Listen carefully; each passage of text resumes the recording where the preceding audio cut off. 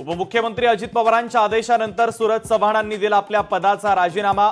सुनील तटकरेंची माहिती। विधान भवन मारहाणीच्या प्रकरणी नितीन देशमुख आणि सर्जेराव टकले या दोघांनाही 14 दिवसांची न्यायालयीन कोठडी।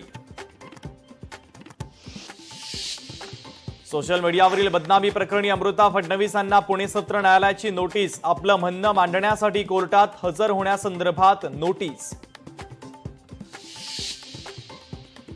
मुंबईसाठी भाजपचा मास्टर प्लॅन ठरला। मुंबईतील लोकांच्या समस्या सोडवणार भाजपचा भर। तर मुंबई महापालिका जिंकणं सर्व आमदारांची जबाबदारी।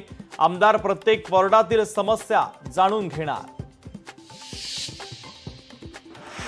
2006 मधील मुंबईतील साखळी बॉम्बस्फोट प्रकरण। मुंबई हायकोर्टाकडून सर्व आरोपींची निर्दोष सुटका।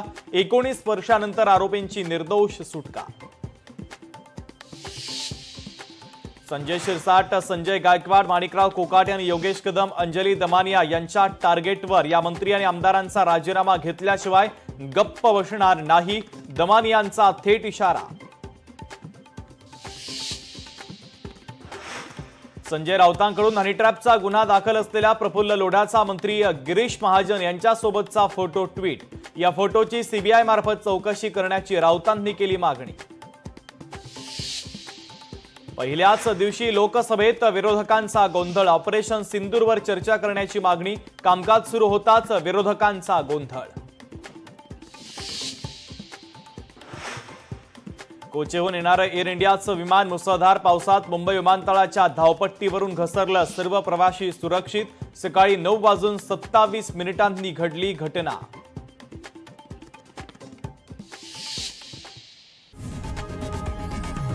लोकशाही मराठी ऐका, पहा, जागरूक रहा।